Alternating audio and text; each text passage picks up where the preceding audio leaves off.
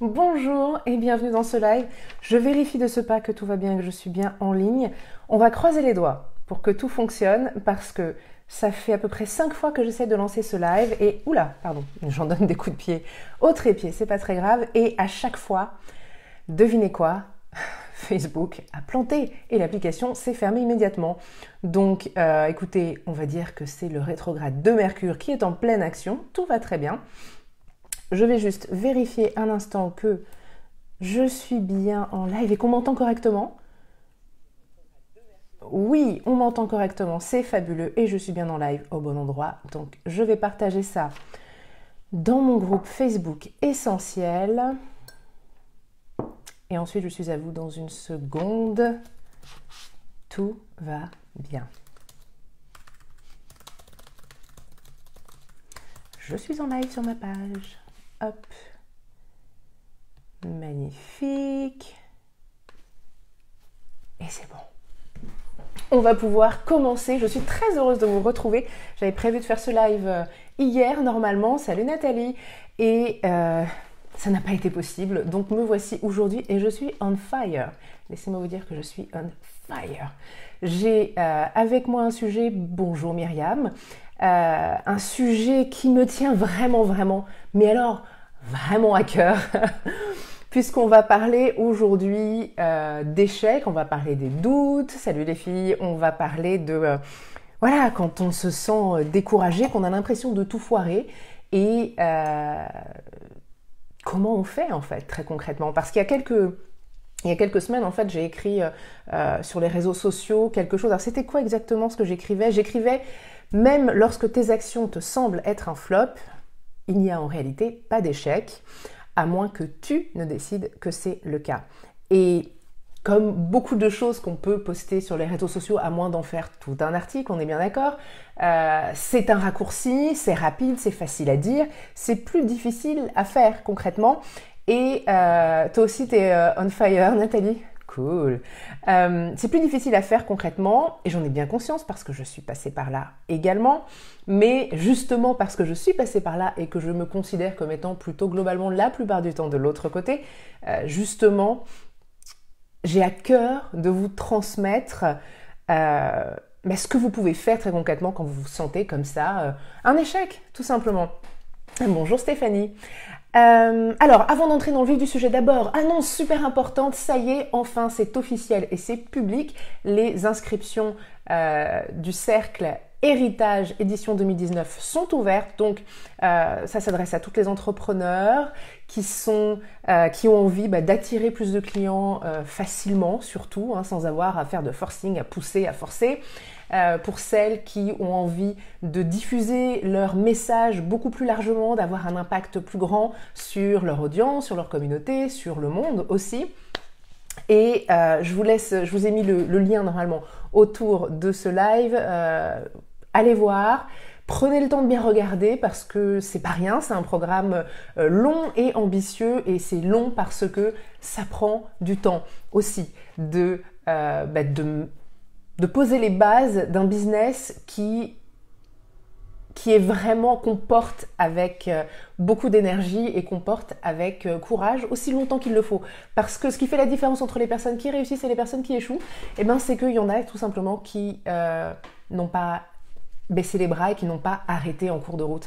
Des fois, je sais que vous l'avez certainement entendu plusieurs fois, mais bien souvent, on a tendance, je dis on, c'est un on très général, on a tendance à arrêter quelques minutes, quelques jours ou quelques semaines, peu importe, mais juste avant que le miracle, entre guillemets, opère, et alors qu'on est peut-être à deux doigts de réussir.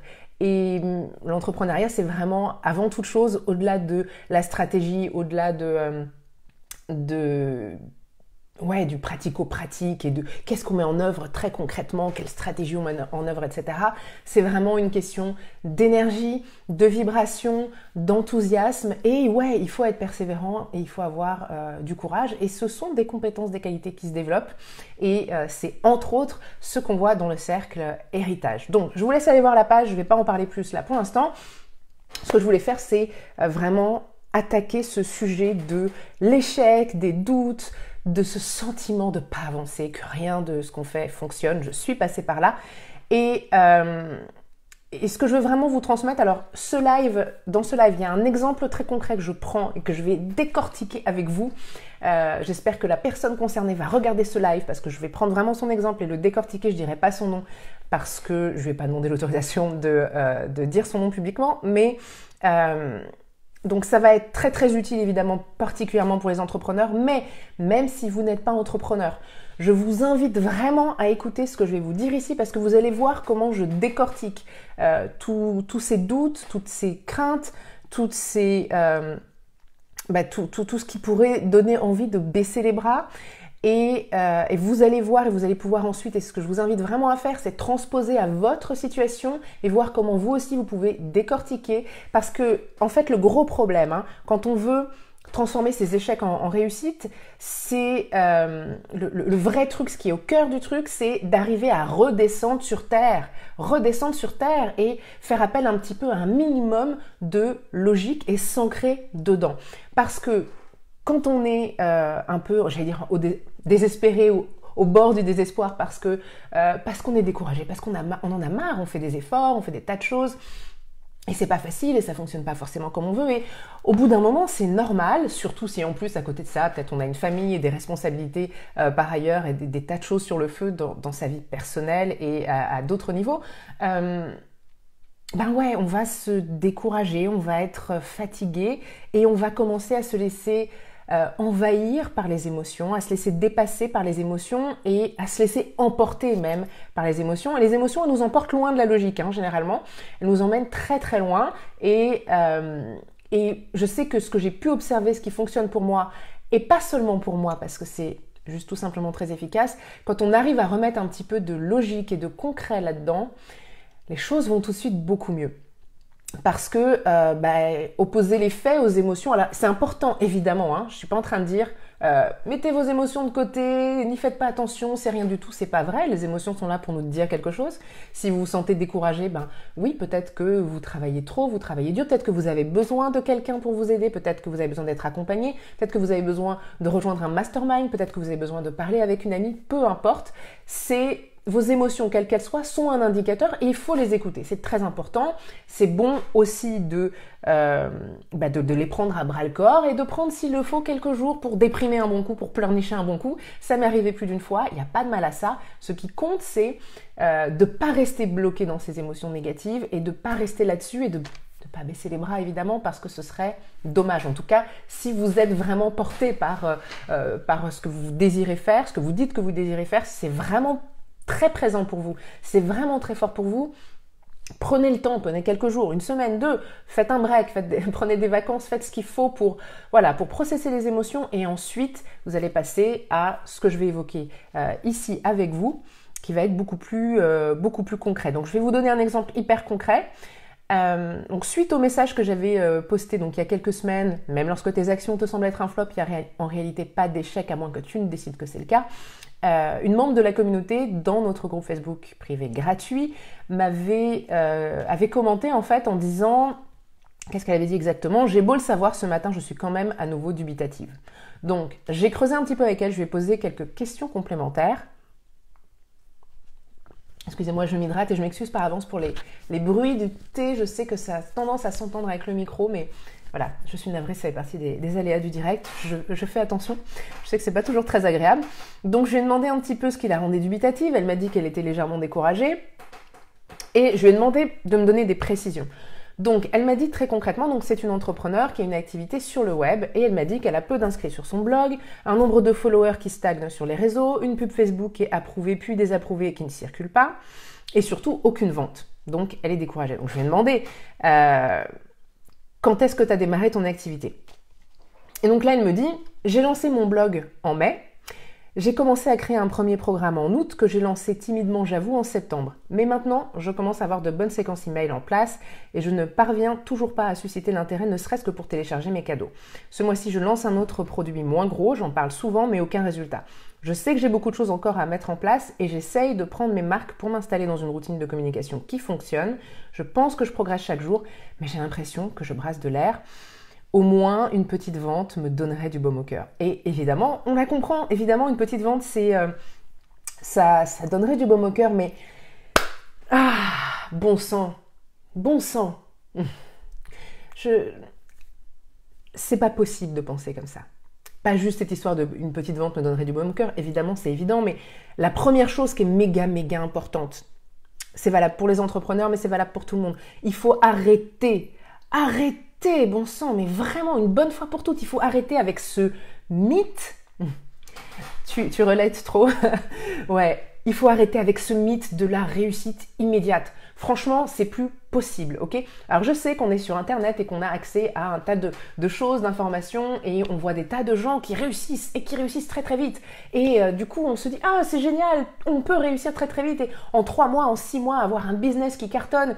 Ok, alors rappelez-vous une bonne chose, c'est que les gens qui ont des réussites fulgurantes comme ça, bah forcément, ils font beaucoup de bruit pour en parler. C'est normal, ils peuvent être fiers et c'est très bien.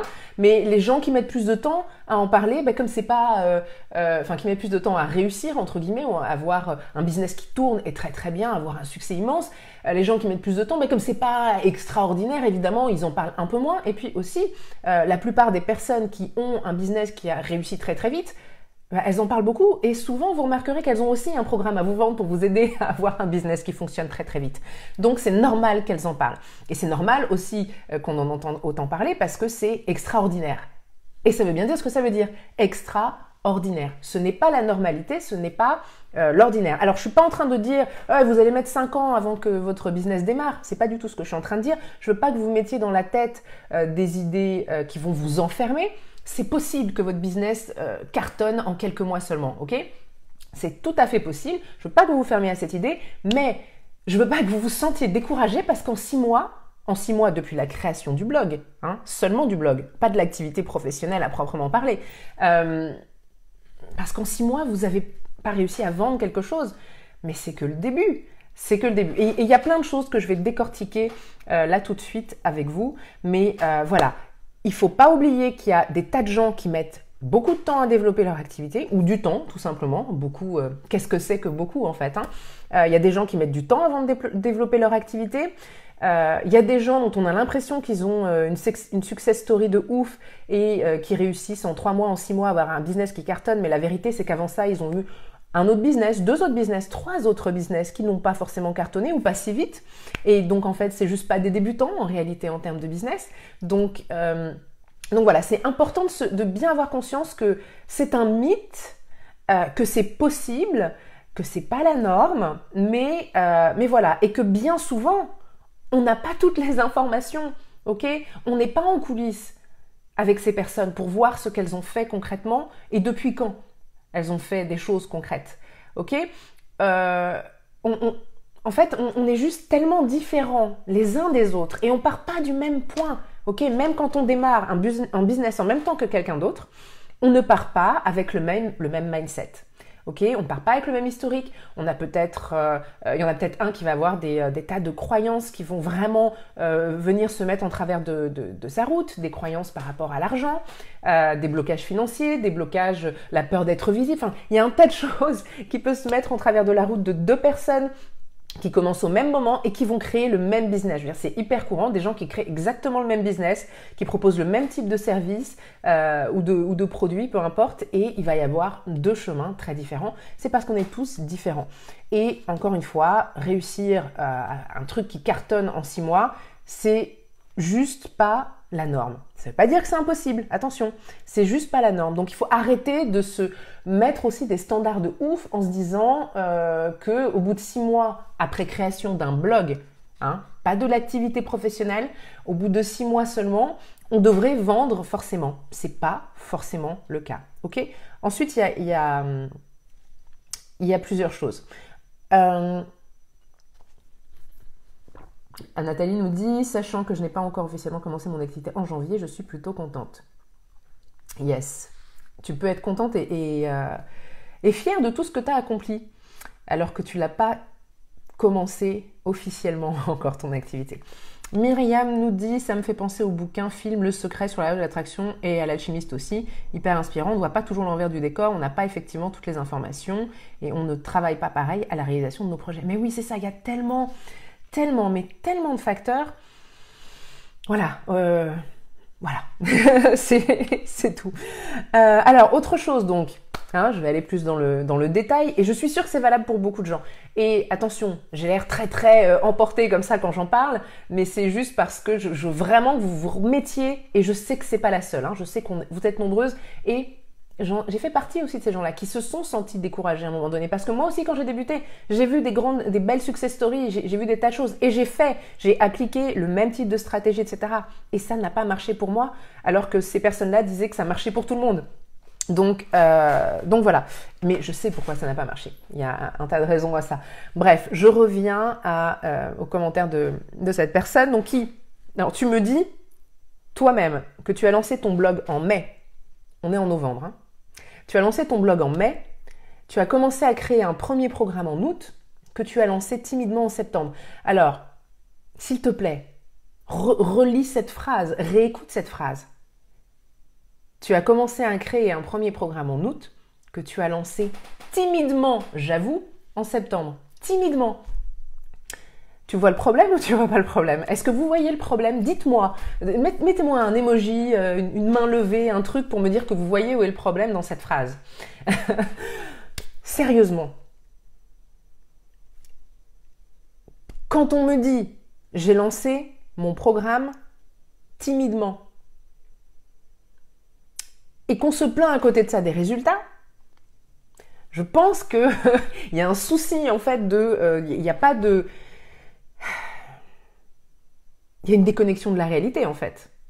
Tu peux pas te plaindre de tes résultats si tu vois déjà, bah oui, Nathalie, timidement. Tu l'as lancé timidement. Les gens qui réussissent en 6 mois, ils font rien timidement, hein. Ça peut être, c'est un point commun, je pense qu'on peut trouver chez les gens qui ont des gros succès très rapides. Ils font pas les choses timidement, ça c'est sûr. Donc déjà, comment tu peux avoir l'impression que c'est un échec? Comment tu peux te sentir découragé alors qu'en vrai, tu t'es pas donné à 100% dans ce lancement. Tu t'es pas donné à 100%. Ça peut pas être un échec. Alors c'est un truc que j'ai développé très vite, c'est que j'ai vite compris. Et à chaque fois que j'ai vu des échecs, et en réalité on parle d'échec commercial dans le sens où ça n'a pas vendu ou pas suffisamment ou pas autant qu'on aurait espéré. Mais à chaque fois, en fait, j'ai regardé. Est-ce que j'ai tout fait? Et Dieu sait que, franchement, je m'en suis pris des murs. Hein. Depuis que j'ai commencé, c'était qu'en 2011. Que j'ai débuté mon activité, je me suis pris des tas de murs. Hein. Au début, purée, j'en ai enchaîné pas mal. Hein. J'ai eu beaucoup de déceptions parce que je me voyais réussir beaucoup plus et beaucoup plus vite. Et je me suis pris beaucoup de murs comme ça, beaucoup de déceptions.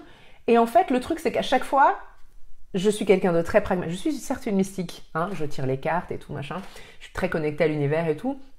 Mais je suis aussi très très pragmatique. Et heureusement, mon côté pragmatique est toujours revenu à la rescousse. Et à chaque fois, j'ai regardé et je me suis dit, bon, est-ce que j'ai fait vraiment tout ce que j'aurais pu faire là pour ce lancement? Et est-ce que jusqu'ici, je considère avoir fait tout ce que je pourrais faire pour mon business de façon générale? Et la réponse pour les deux a toujours été non. À chaque fois que j'ai eu des échecs, ou ce que j'ai moi perçu comme des échecs, c'était tout simplement, bah oui, j'ai moi aussi lancé des programmes timidement.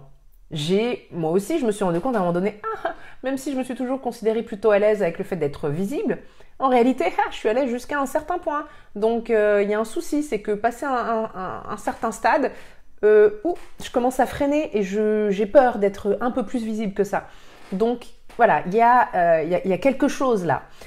Tes résultats sont en fait logiques. C'est juste de la logique.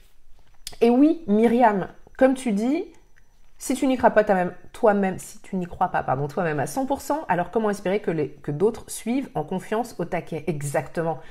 Exactement, on en revient à l'énergie et à la vibration et à comment on porte son message. Si tu fais ton lancement timidement, il y a un petit truc. Il y a un truc au niveau de l'alignement qui n'est pas là.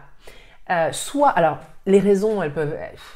ça dépend de chacune, hein, mais soit tu n'as pas 100% confiance en ce que tu proposes, soit tu as peur d'être visible, Moi, j'avais très très peur au démarrage des critiques. J'avais peur que d'autres coachs voient mon travail et disent haut et fort, mais c'est n'importe quoi, c'est pas une professionnelle, etc., etc. Je sais pas pourquoi j'étais en mode parano comme ça.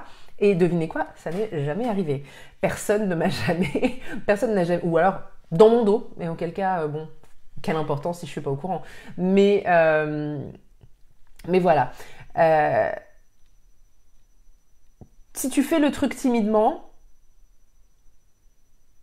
il y a un truc probablement, ça, c'est pas par hasard, il y a un truc dans ton énergie, il y a un truc dans ce que tu perçois toi et ce que tu renvoies du coup qui va faire que bah ouais, ça va peu donner envie, tout simplement.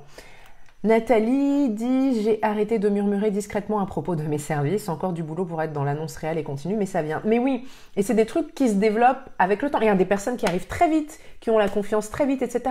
Mais il y a beaucoup de gens, on n'a pas, je veux dire, c'est pas un truc qu'on apprend nécessairement à l'école et c'est pas un truc que nos parents nous ont nécessairement transmis aussi. Hein, on part pas du même point, n'oubliez pas, c'est toujours ça, c'est qu'il y a des gens qui ont été élevés par des parents qui les ont énormément poussés, etc. et qui ont grandi dans un environnement, au-delà des parents, à l'école, etc., où ils ont été tellement poussés, on leur a tellement insufflé de confiance que ils sont au taquet, quoi qu'ils fassent, quoi qu'ils lancent, ils sont au taquet, ils y croient, et donc, bah, déjà, c'est pas la même chose. Qu'est-ce que je voulais ajouter aussi ? C'est tout pour ce point-là. Autre chose,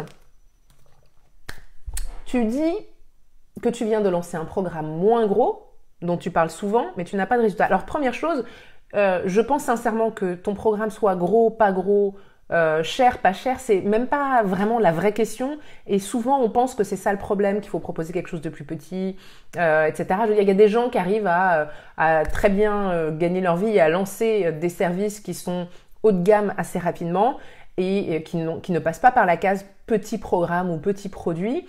Et qui y arrivent très bien. D'ailleurs, c'est à la limite, surtout quand on a une toute petite audience, beaucoup plus facile et plus rentable de vendre des services un peu plus chers, bah parce qu'on va pouvoir en vivre plus facilement. Je veux dire, si tu as 10 personnes sur ta liste email qui te suivent, je dis 10, je pense que tu as probablement plus de personnes sur les réseaux sociaux, etc. Mais s'il n'y a que 10 personnes qui connaissent ton existence et l'existence de tes services, bah, si tu arrives à vendre un service à un tarif relativement élevé, bah, il suffit que tu vendes à une personne, tout dépend évidemment du tarif que tu fixes, mais il suffit parfois de vendre à une personne et du coup tu peux être tranquille pendant quelques semaines, tu vois, alors que si tu vends des petits programmes ou des petits produits, bah, si tu as peu de monde, évidemment, il faut qu'il y ait beaucoup de gens, il faut que tu arrives entre guillemets à convaincre beaucoup de gens d'acheter ce que tu proposes et c'est parfois plus difficile. C'est pas forcément le cas, encore une fois, j'aime pas poser des trucs en disant c'est comme ci, c'est comme ça, c'est pas vrai. Parfois c'est plus difficile. Parfois, c'est plus facile, ça dépend des gens. Mais c'est important d'en avoir conscience aussi. Et ouais Myriam, hein, personne ne joue avec les mêmes cartes, ouais. Donc, par rapport à ce programme moins gros dont tu parles souvent et pour lequel tu n'as pas de résultat, j'ai envie de te dire à qui tu parles et à combien de personnes tu parles. Parce que bah voilà, je peux parler 15 fois par jour de mes programmes. Si j'en parle à 10 personnes, et que ce ne sont pas des clientes potentielles, de vraies clientes potentielles, ça veut dire des personnes intéressées par ce que je transmets, mais intéressées au point de vouloir vraiment investir en elles à ce niveau. Parce qu'il y a des gens qui vont être intéressés par ce que tu racontes, mais pas au point de se dire j'ai vraiment besoin d'être accompagnée, j'ai vraiment besoin d'aide sur ce sujet et je vais payer pour ça. Tu vois, il y a des trucs pour lesquels il y a toute une catégorie de personnes qui vont vouloir que du gratuit tout le temps, toute leur vie. Ils sont comme ça. Et puis il y a d'autres gens, et il y a des gens qui sont comme ça, mais il y a des sujets pour lesquels ça va être plus difficile de vendre des services parce que la valeur perçue, etc. Et après, bon, ça c'est aussi, c'est toute une histoire de placement, de positionnement, etc. Dans lequel je ne vais pas rentrer dans le détail ici parce que c'est pas l'objectif. Alors, là, je vous donne un petit peu un aperçu du type d'intervention, entre guillemets, que je peux être amenée à faire dans le cercle héritage. Mais évidemment, dans le cercle héritage, on peut aller plus en détail parce qu'on a une relation sur du long terme et que c'est plus approprié. Et puis que je ne vais pas, évidemment, donner gratuitement tout alors qu'il y a des personnes qui payent pour avoir accès à des informations beaucoup plus précises et personnalisées. Mais voilà, là, je vous donne déjà des très, très bonnes pistes de réflexion. À qui tu parles? À combien de personnes tu parles? Est-ce que ce sont vraiment des vrais clients potentiels? Est-ce qu'elles perçoivent vraiment l'intérêt de ce que tu proposes comme service? Est-ce que ce sont des choses pour lesquelles, oui, elles ont les moyens de payer, et d'une, et de deux, elles pensent qu'elles ont besoin de faire appel à quelqu'un? Voilà, c'est c'est intéressant de se poser la question. Et il faut avoir conscience aussi des chiffres.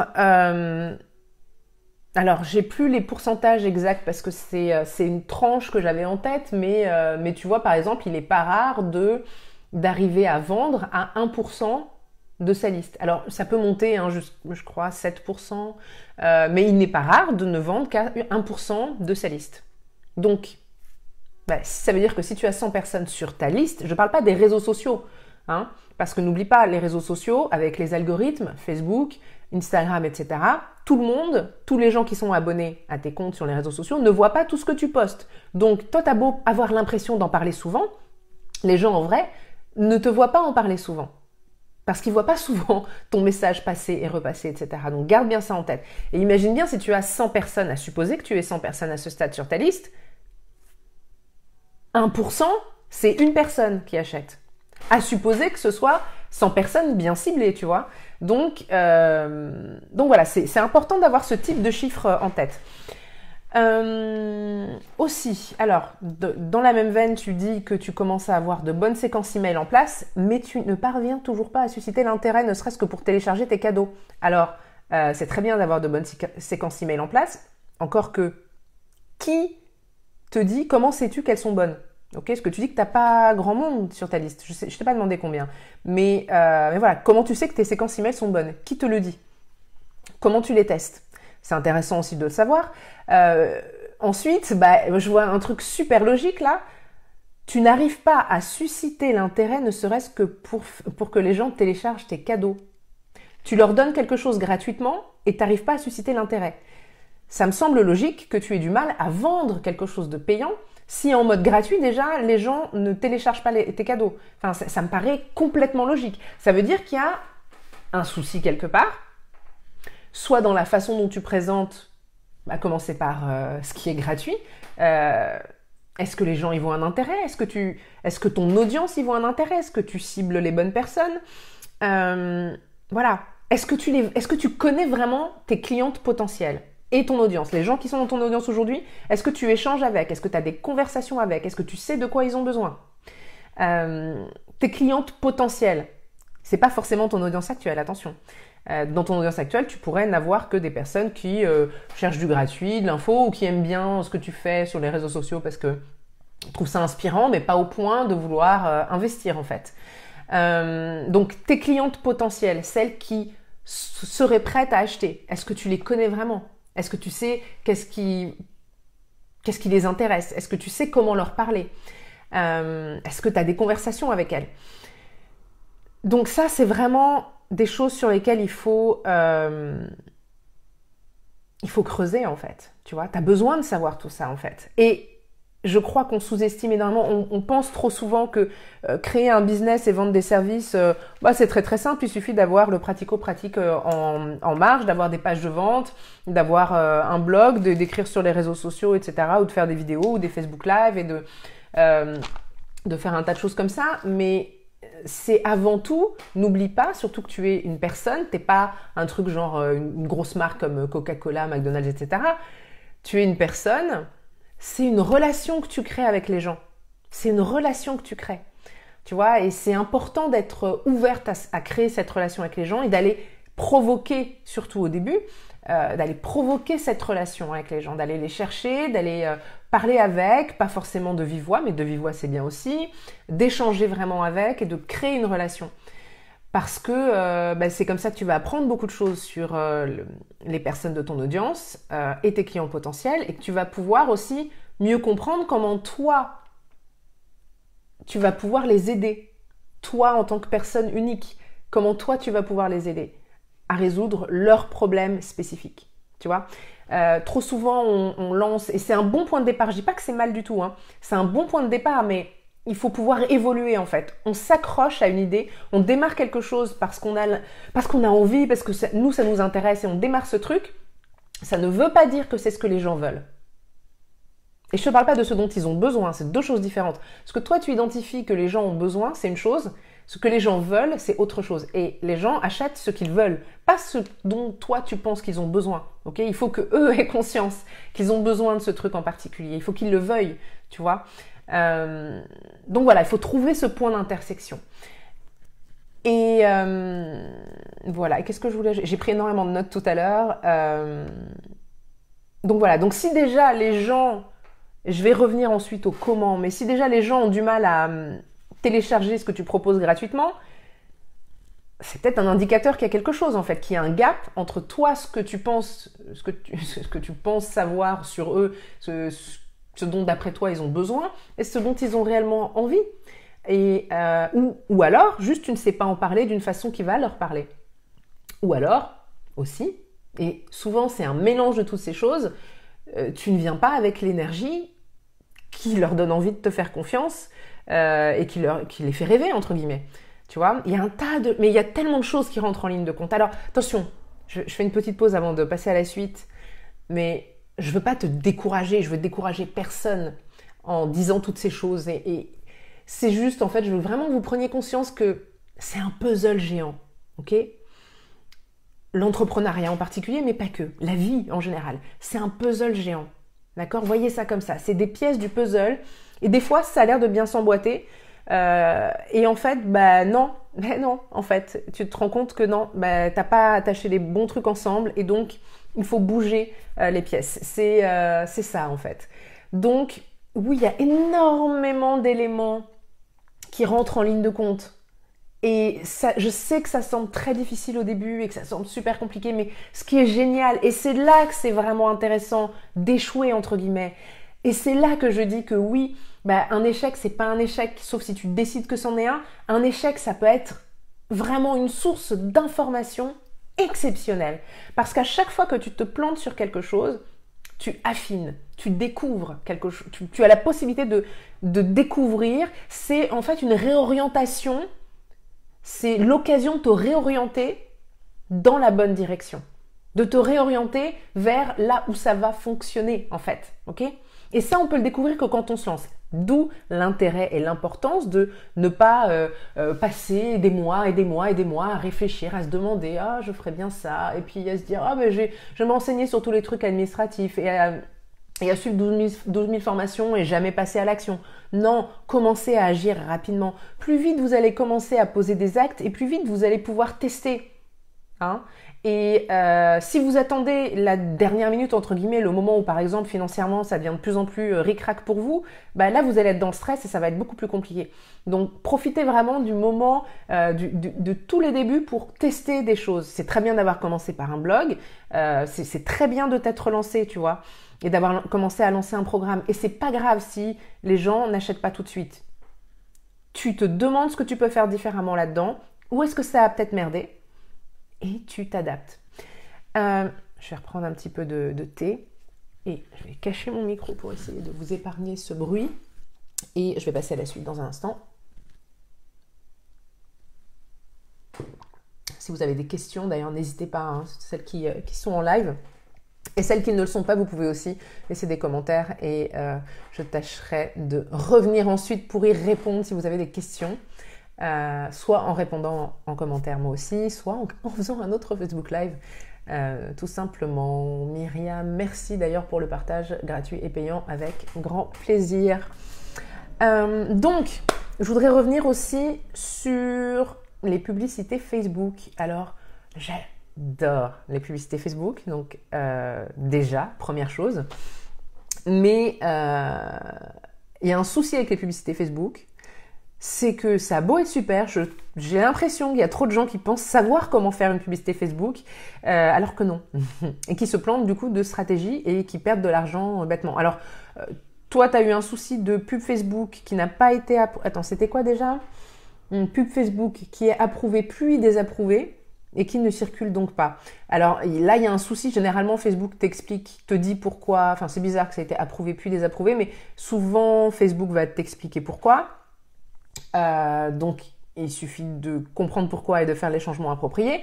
Aussi, les publicités Facebook, c'est super, mais il faut savoir qui cibler, il faut savoir où envoyer les personnes qu'on cible et avoir une stratégie futée.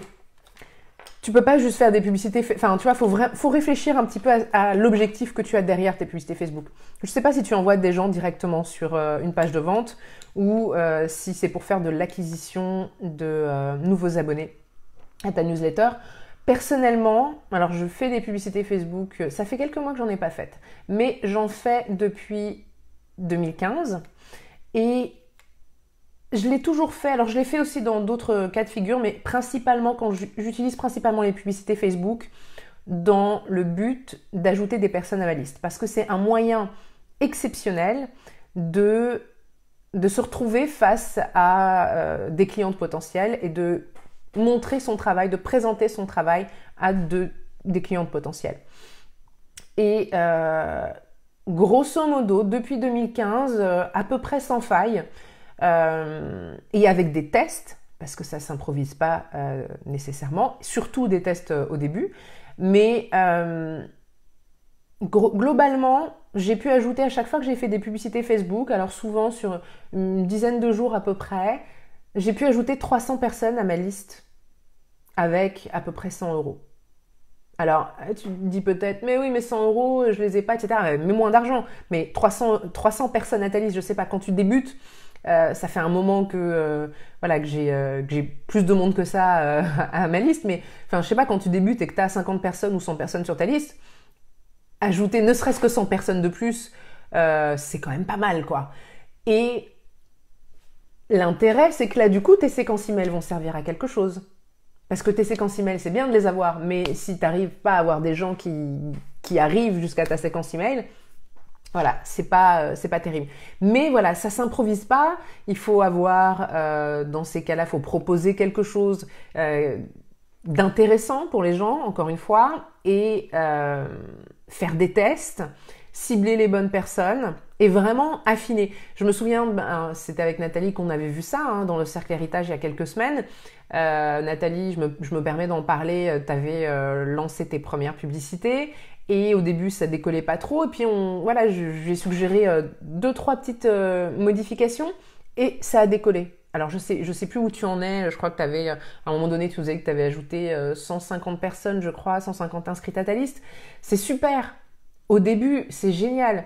Et ça permet ensuite, évidemment, tout le travail, c'est créer une relation. Merci Nathalie. C'est créer une relation avec les gens et montrer ton travail au plus de gens possible. Et aider les gens gratuitement de façon à leur inspirer confiance aussi et leur montrer ton expertise et leur montrer que ce que tu proposes peut les aider.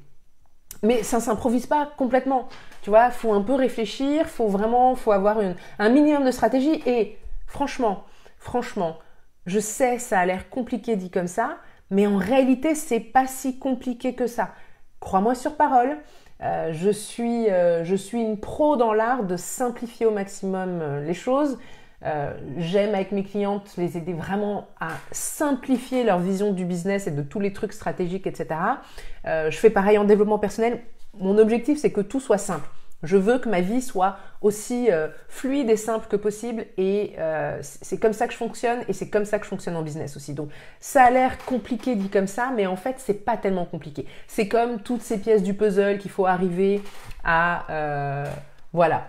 Donc en plus tu comptes seulement les personnes qui sont restées sur les listes, 278 pour alors en l'occurrence en dollars 154,82. C'est un bon score, franchement, c'est un bon score. Et voilà, et c'est une relation que avec ces 278 personnes, Nathalie va pouvoir continuer de cultiver, d'entretenir avec le temps, grâce à ses emails, grâce à ses partages, grâce à ses Facebook Live. Et voilà, et il y a une relation qui va se créer. Et Nathalie, comme ça, elle a aussi la possibilité d'apprendre des choses sur son audience, de découvrir de quoi son audience a vraiment envie, et pas seulement de quoi elle a besoin. Parce que, oui, nous, peut-être que dans nos domaines respectifs, on a cette vision de ce dont les gens ont besoin. On le sait, on le voit. C'est nous les experts dans le domaine. Mais encore une fois, les gens n'ont pas forcément conscience Et le but, c'est pas de perdre du temps à essayer de convaincre ces personnes-là, mais plutôt de soit d'aller à la rencontre de leurs envies réelles, et voilà, 135 € à peu près. Et ou soit on change d'audience, soit on cherche à attirer une autre audience, soit on crée quelque chose, on adapte ce qu'on fait à l'audience qui est là. Donc, c'est très facile en fait. Je sais, c'est plus facile à dire qu'à faire a priori, mais je vous assure, là, toutes qui regardez ceci, c'est très facile. Et le vrai problème, et là ici pour cette personne dont je prends l'exemple, c'est pas une question de mise en place. Ce que tu dis, je sais que j'ai beaucoup... Comment tu dis ça ? Je sais que j'ai beaucoup de choses à mettre encore en place. Et en fait, moi j'ai envie de te dire non. Non, à ce stade, t'as pas besoin de mettre... T'as déjà des cadeaux, t'as déjà créé un programme, un deuxième truc moins cher. T'as déjà, tu me dis, des séquences email, j'imagine que t'as des pages de vente, t'as un blog. T'as pas besoin de mettre en place quoi que ce soit là. T'as besoin de tester des choses, de voir comment ça répond et de t'adapter. Mais surtout, ton problème, c'est pas une mise en place de trucs techniques du tout. Ton problème... et quand je dis ton problème, ça veut dire que la solution, elle est là-dedans. Hein, donc ta solution, c'est pas la mise en place de trucs techniques ou pratico-pratiques, etc. Ta solution, c'est un alignement entre toi, ta mission, ta vision et tes clientes potentielles. C'est aussi simple que ça. Et là, moi, ce que je vois vraiment, tu vois, c'est que ton gros problème, et c'est souvent le cas au début, c'est il n'y a pas vraiment de connexion avec les clients potentiels. Il n'y a pas cette relation qui est créée, il n'y a pas cette connexion, ce rapport, cette relation de confiance qui est créée. Et ça, voilà, ça se fait de différentes façons, mais bien évidemment, oui, c'est une posture, c'est une énergie, c'est une confiance en soi, en la qualité de son travail, etc. C'est un tas d'éléments qui rentrent en ligne de compte. Et oui, c'est faisable. Ok ? Évidemment, c'est plus facile quand on est accompagné, mais c'est faisable. C'est faisable seul, mais il faut être patient dans ce cas-là. Ok ? C'est plus facile dans le sens où ça va plus vite quand on est accompagné, mais c'est tout à fait faisable seul aussi. Dans ce cas, il faut vraiment cultiver la patience parce que tu en as besoin. Et dans tous les cas, quand on est entrepreneur en particulier, mais pas seulement, cultiver un peu de patience et avoir conscience de la réalité des choses. Et il y a plusieurs réalités. Hein, il y a plusieurs réalités dans le sens, il y a plusieurs possibilités. Avoir conscience de ça, c'est très très important. Et ça fait une immense différence. Donc, la prochaine fois, mesdames, la prochaine fois que vous allez vous retrouver dans le doute, que vous allez être découragé, que vous aurez envie de baisser les bras face à ce que vous essayez de mettre en place, que ce soit dans votre business ou dans d'autres domaines de votre vie, avant de considérer que vous foirez tout et que c'est un échec et est-ce qu'il ne faudrait pas laisser tomber parce que franchement ça ne marche pas, bien sûr accueillez vos émotions, vivez-les, pas de souci, mais ensuite passez au crible là tout ce que vous vous dites. Ok ? Si vous deviez expliquer à quelqu'un, si vous deviez m'expliquer là pourquoi vous vous sentez découragé, qu'est-ce qui ne marche pas exactement là, qu'est-ce que vous diriez? Et ensuite, comment vous décortiqueriez chaque chose, chaque élément, pour mettre chaque élément vraiment à l'épreuve de la réalité, du principe de réalité, tout bête, de quelque chose de très pragmatique, de très réel, des faits concrets. Et finalement, c'est marrant parce que je considère que c'est aussi ça la foi en fait. Finalement, je pense que la foi, de façon générale, hein, hors religion, mais dans le même état d'esprit, hein, le fait de croire que c'est possible, des fois, un peu de pragmatisme, ça aide à cultiver la foi. Parce que si on décortique tout bien, on va se rendre compte que non, on n'a pas tout fait, qu'on a encore beaucoup de choses qu'on peut tester, que c'est pas fini. Mais si vous êtes porté par votre mission, par votre vision, par votre message, que vous avez vraiment envie de donner naissance à votre projet et de l'aider à s'envoler véritablement, alors cultivez votre énergie, restez en énergie haute, en vibration haute et faites ce que vous pouvez faire. Faites-vous accompagner s'il le faut, rejoignez un mastermind, rejoignez le cercle héritage si vous le souhaitez, parlez à une amie, peu importe, restez pas isolé parce que généralement ça aide pas. Vous pouvez vous retrouver avec d'autres personnes qui sont sur le même chemin que vous pour échanger et surtout, cultivez cette énergie et restez connecté, et ça c'est très important et c'est une des premières choses d'ailleurs qu'on voit dans le cercle héritage, restez connecté à votre mission et à votre vision parce que c'est hyper important et c'est crucial. Après, si votre motivation c'est juste de faire des ventes et de faire rentrer des sous, franchement, allez prendre un job salarié parce que sinon ça sert à... Voilà. C'est une perte d'énergie de rester dans l'entrepreneuriat. Si c'est juste une question de thunes et que là vous galérez et que vous vous sentez complètement découragé, prenez un job salarié et peut-être à côté faites et réessayez ensuite de développer votre business. Mais voilà. Myriam, quand tu dis s'adapter, c'est-à-dire modifier ce qui existe déjà, produits, services, marketing, communication, etc. et ou changer soi-même, mindset, vision. Est-ce une question de faire le bilan auto-évaluation ou de lâcher prise, être moins dans le contrôle et le faire? C'est un peu un mélange de tout ça en fait. Je pense sincèrement déjà que la première chose, parce que c'est toujours ça qui va vraiment faire une différence et c'est le truc qui va nous porter jusqu'au bout réellement, c'est commencer par voir ce qu'on peut changer en soi-même. Ça ne veut pas dire changer notre personnalité, c'est changer le mindset. Ok ? Changer le mindset. Avoir un mindset qui nous permet d'être au top. Et donc, ça veut dire aussi, probablement, c'est souvent le cas, développer aussi des habitudes qui vont permettre de cultiver ce mindset, de rester dans une énergie haute. C'est pour ça que je parle souvent, enfin ça fait peut-être un moment que j'en ai pas parlé, mais c'est pour ça que j'ai créé la checklist de la routine matinale ultime, parce que je pense sincèrement que si chaque matin on prend un peu de temps pour se réaligner justement et faire des choses qui nous permettent d'être en énergie haute, en vibration haute, ça va être plus facile de vivre sa journée. Alors, on peut faire des bilans. En réalité, je fais assez peu de bilans moi-même. Mais oui, tu lances quelque chose. Quand tu lances quelque chose, évidemment, tu ne peux pas t'empêcher de faire un mini-bilan. Tu vois combien de personnes ont acheté, par exemple. Et voilà. Et s'il y a peu de personnes ou pas de personnes, etc., il faut se poser les bonnes questions. Et pour moi, en fait, ce que je fais, ce que j'ai été amenée à faire et ce qui a fait une énorme différence pour moi à chaque fois, c'est que les fois où j'ai peu vendu, alors au départ c'était un peu moins le cas, il y avait un mélange de plein de choses. Au départ, les fois où j'ai peu vendu, ça a été pour plusieurs raisons.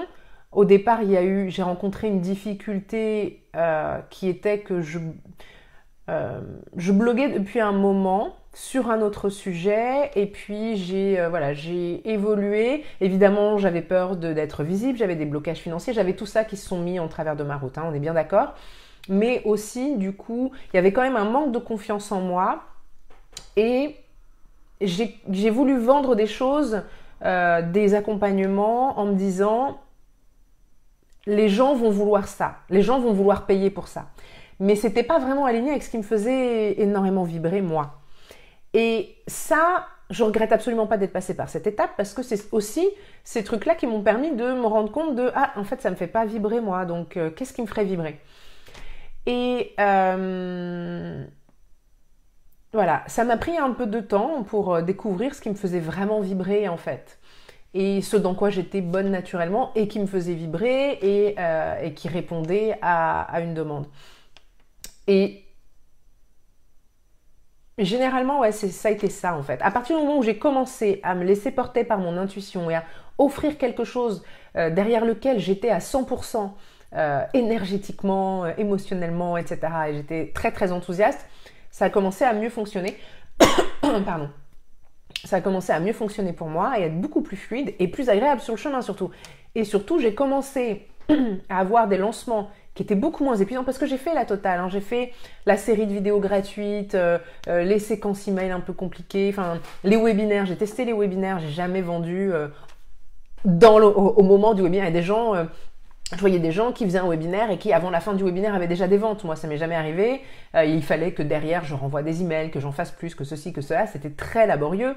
J'ai testé aussi des séries de vidéos gratuites. Alors, j'aime bien aussi le format, mais au début, ça m'a demandé énormément d'efforts. C'était pas fluide pour moi, etc. Et puis, je me suis rendu compte, le jour où j'ai commencé à vendre des choses qui m'ont été inspirées par l'univers et derrière lesquelles j'étais vraiment à 100%, et que j'ai pu vendre avec cette... Enfin, voilà, que j'ai pu proposer, l'offrir au monde avec cette fluidité, etc.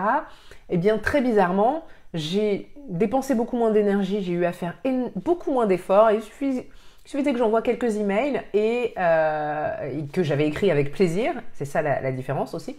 C'est être sur le chemin, faire les choses avec plaisir. C'est là que, voilà, que j'ai commencé à avoir des super résultats. Et super résultat dans le sens où non seulement il y avait des gens qui achetaient, mais en plus de ça, ça avait été simple et fluide pour moi. Et ça, c'est une belle réussite parce que moi, je veux que ma vie soit simple et fluide. Donc voilà, pour moi, c'était que du bonus et vraiment de belles réussites. Et les fois où j'ai eu des accueils un peu mitigés, ça a été par la suite, une fois que j'ai commencé donc à proposer des choses qui me faisaient vibrer, derrière lesquelles j'étais à 100%, d'un point de vue énergétique et en termes de confiance, etc. Quand j'ai eu des moments où ça a été un peu moins bien, ça a été parce que de nouvelles résistances internes se sont levées. Voilà, de nouvelles résistances internes se sont levées et j'ai commencé à aller à perdre mon alignement, en fait. Tout simplement, entre guillemets, tout simplement.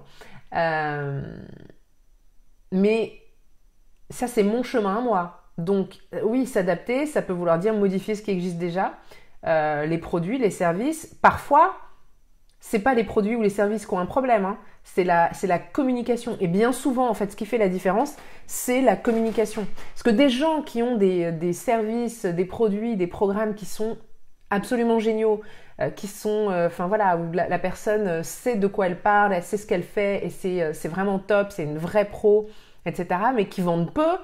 C'est pas parce que leur service ou leur programme a un problème. C'est la façon de le présenter, c'est la façon d'en parler, c'est la façon de transmettre les bénéfices, en fait. Et ça, c'est purement de la communication. C'est purement de la communication. Et je parle même pas de... Ouais, oui, communication, marketing, oui. Voilà. C'est aussi simple que ça. Et puis parfois, les mêmes personnes vont vendre plus ou moins la même chose et utiliser les mêmes mots. Et la différence, c'est quoi? C'est l'énergie. C'est comment on le vend, c'est comment on le porte. Et ça, pour moi, ça revient toujours à la clé. C'est quelque chose la clé, c'est toujours revenir à ça, à cette histoire d'énergie et comment on porte le message. Parce que c'est vraiment le truc qui est... Je veux dire, je pourrais vous vendre 12 000 stratégies pour vendre des trucs. Ça existe déjà, c'est partout, ok? Ça fonctionne pas pour tout le monde. Tout fonctionne, tout, absolument tout, mais pas pour tout le monde. Parce qu'on est tous différents. Et il faut arriver à trouver le point d'intersection et le truc, la façon de faire, la façon de communiquer, de faire son marketing, la stratégie qu'on va adopter, qui va correspondre à qui on est vraiment, à notre personnalité, à notre énergie de façon générale. Et ça, c'est encore autre chose, enfin vraiment la façon dont on rayonne dans le monde naturellement.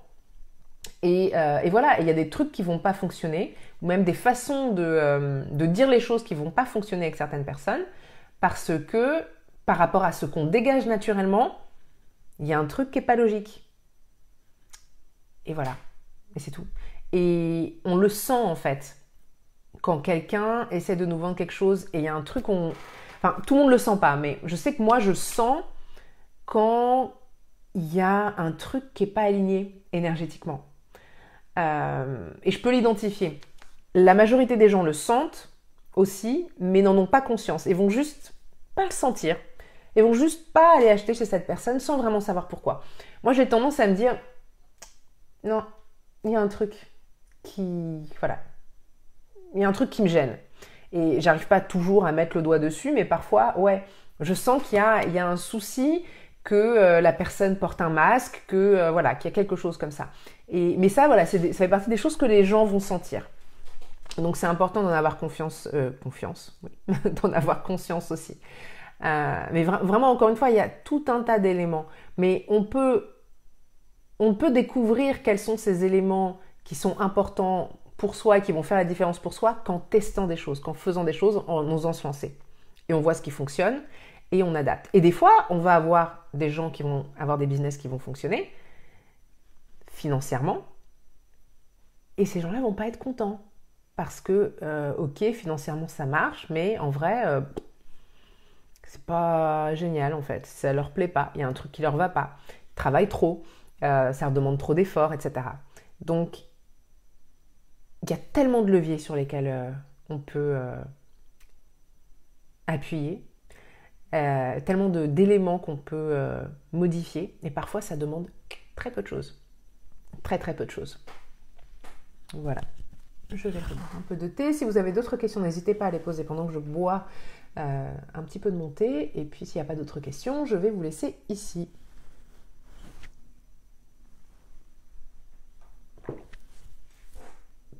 Je ne sais pas du tout si ça marche quand je pousse comme ça mon micro, si on entend quand même ou pas quand le thé coule dans ma gorge. Bien noté, merci. Le fait de ne pas sentir un truc gêne intuitive est assez fort en ce moment pour moi. Réflexion entamée hier sur les freins, croyances et peurs bloquantes pour avancer en confiance.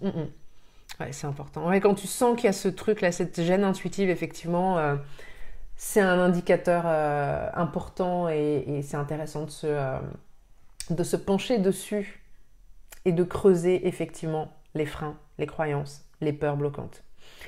Et ce qui est fabuleux, et c'est ça aussi qui est passionnant, hein. Je sais que ça peut faire peur, mais c'est vraiment passionnant,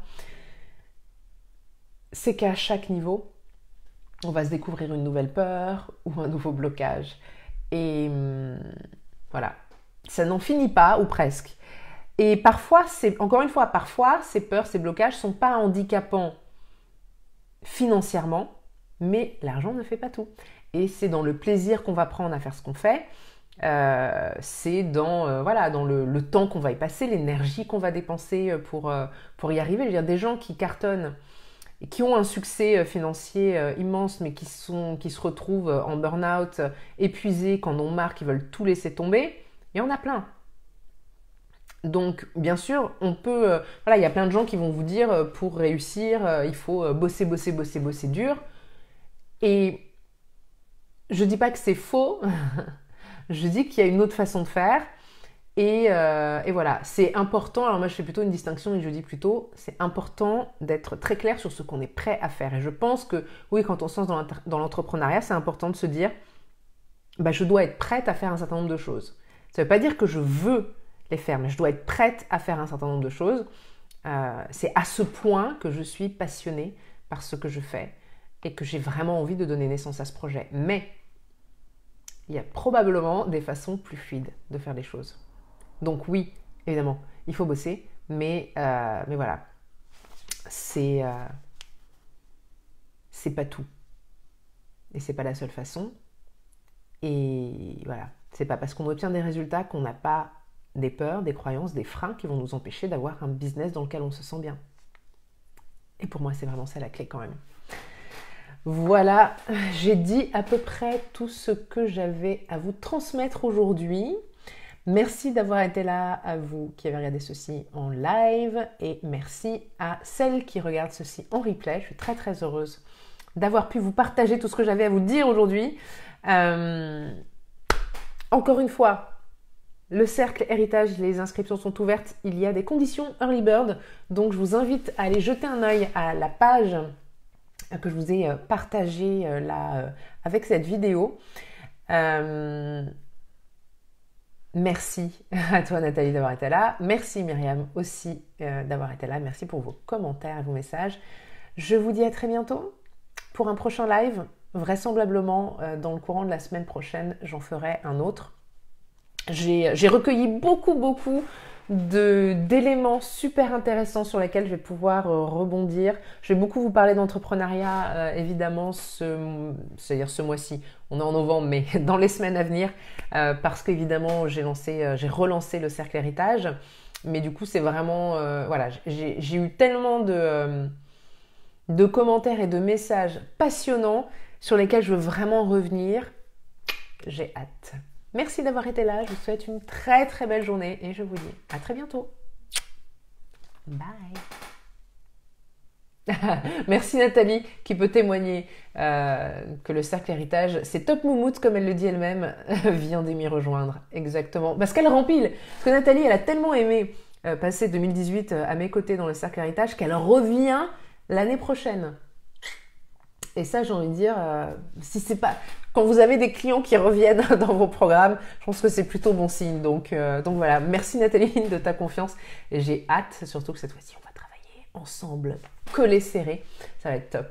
Bon allez, je file, je vais manger. Nathalie, je te dis à tout à l'heure, dans le cercle élément peut-être, pour notre cercle virtuel. À très vite. Allez, cette fois-ci, je suis partie. Bye.